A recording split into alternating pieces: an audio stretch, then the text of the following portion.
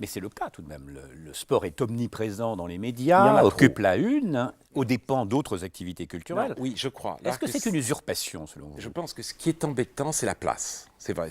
On est sans cesse ramené au problème de la limite. C'est le cas, en effet, pour les athlètes eux-mêmes, qui, si vous voulez, ne réussissent maintenant à battre des records que précisément parce que ils ont pris les substances qui le leur permettent. C'est vrai pour Pantani, grimpant à toute vitesse le colpe de l'Alpe d'Huez, et ça peut être vrai pour les sprinteurs en athlétisme.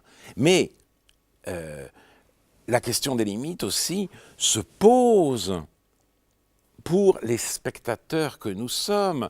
Je reviens toujours à mon enfance, avec le risque d'avoir un côté c'était mieux avant, mais il est vrai que ah, les retransmissions de matchs étaient rares.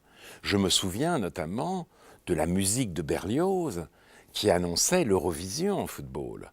Et donc là, je venais regarder la télévision, mes parents, mon père me permettait de me coucher un peu plus tard, c'était extraordinaire, et c'était pour certains matchs de la Coupe d'Europe, où il n'y avait pas d'épreuve de poule en plus.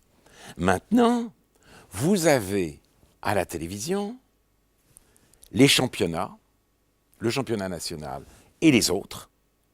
Donc, pour peu qu'on aime en football le jeu à l'anglaise, qui est beaucoup plus généreux que le jeu à la française, on se surprend à avoir une équipe favorite, que ce soit Liverpool ou pour les Français le plus souvent Arsenal, et hop, on se retrouve scotché pour ces matchs-là.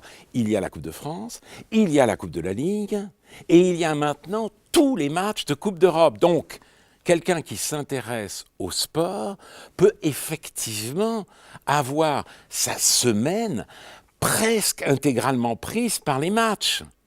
Et il peut, justement, tout d'un coup, sombrer, sans s'en apercevoir, dans une espèce d'addiction débilitante.